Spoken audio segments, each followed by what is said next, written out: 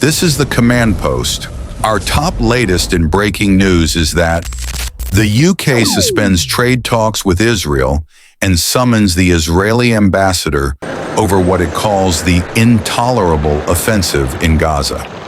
We're turning our attention back to the situation on the ground in Gaza now. Here's the latest from Wire Davies, who is at the border crossing in southern Israel. Here at the Kerem Shalom crossing at Israel's southern border with Gaza is where, ordinarily, much of the food and goods getting into Gaza would cross. Today, there's only been a trickle of trucks passing our vantage point and into the inspection compound. Among those I saw were 6 trucks laden with white sacks, probably flour, and stamped with the logo of the World Food Program. But the trucks aren't crossing straight into Gaza. Many of them appear to have been held here in the compound for a couple hours before they're taken to an inspection area. After inspection, the goods would usually then be transferred onto other trucks. 1,000 babies that will die in the next 48 hours unless we can reach them. This is not food that Hamas are going to steal. No, we run the risk of looting. We run the risks of being hit as part of the Israeli military offensive.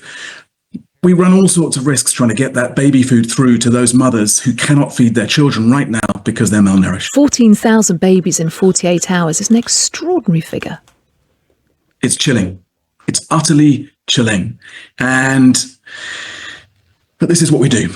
We keep going. It will be frustrating. We will be impeded. We will run huge risks.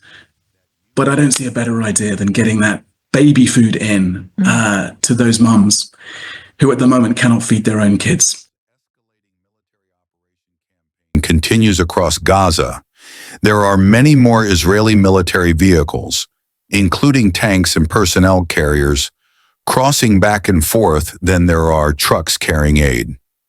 UK Foreign Secretary David Lammy has just made a statement in the House of Commons on the government's response to the humanitarian situation in Gaza. Well, I've heard what the Honourable If you're just joining us here, you will know that the Prime Minister said that there might well have to be further action, but we urge the government to step back from what they're doing, and of course we continue to condemn the language of extremists in the Israeli government using language like ethnic cleansing. Jet as well. Thank you, Madam Deputy Speaker. I welcome the Foreign Secretary's condemnation of the illegal actions and the vile words used by the Israeli government. It's heartening and humane to hold Israel accountable for its slaughter of innocent Palestinians, withholding of aid, settler expansion and shameless plans to, and I quote, conquer, cleanse and stay in Gaza. We need action to show that we'll not tolerate this indiscriminate violence, which is effectively ethnic cleansing. Does my right honourable friend agree that our next step should be to recognise the state of Palestine, and could he please outline what actions he will take to stop the impending death by starvation? Well, my honourable friend's question mirrors that, I think, across this House, a concern for children, the issue of recognition, and of course the action, not I suspect just by the United Kingdom, but the action that is necessary from the international community. Joe Powell. Deputy Speaker, as others have said, 14,000 babies stand at immediate risk of starvation, so this couldn't be a more serious moment, and I do welcome the suspension of trade negotiations and the expansion of sanctions. But as we've done on other sanctions designations, on human rights, on corruption, on Russia, on Georgia, on Belarus and others, we've taken them to the political level. So will the Foreign Secretary consider an expansion of the sanctions regime to those political decision makers advocating for ethnic cleansing and the takeover of Gaza?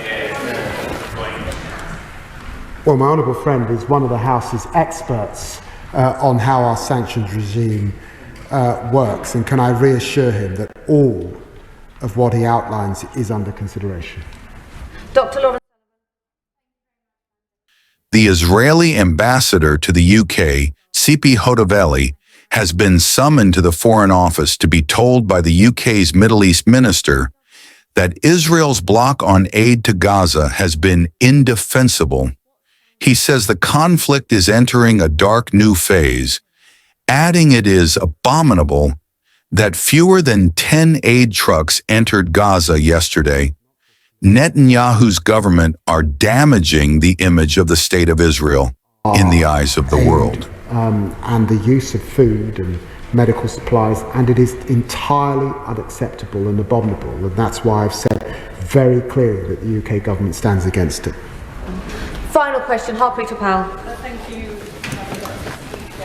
The impact on children is particularly devastating. 15,000 children killed, 93 now at critical risk of famine.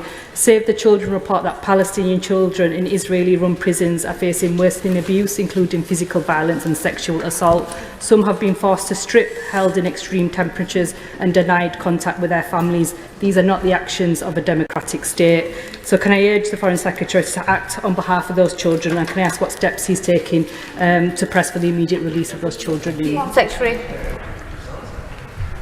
Well, I'm very grateful to the Honourable Lady for raising this issue, because when considering those assessments under international humanitarian law, I particularly paid regard to the way that detainees are treated and the clear risk that there are some breaches of international humanitarian law in this area. So she's right to call to mind those children who may be detained and the human dignity that all children, wherever they are in the world, deserve.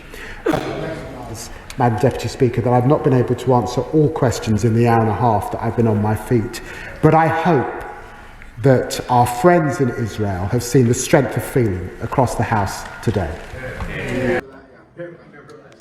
The government, he said, would take further action if Israel pursues its latest military offensive in Gaza and fails to ensure the unhindered provision of aid. Despite our efforts, this Israeli government's egregious actions and rhetoric have continued, Mr. Lamy said. They are isolating Israel from its friends and partners around the world, undermining the interests of the Israeli people, and damaging the image of the State of Israel in the eyes of the world. He begins by saying the threat of starvation is hanging over civilians in Gaza, adding that the remaining Israeli hostages held by Hamas are at a heightened risk as war rages on around them. The humanitarian catastrophe intensifies, he adds. We'll continue to bring you the key lines as Lamy speaks in the House of Commons. Stay with us. Kindly like and subscribe for more updates.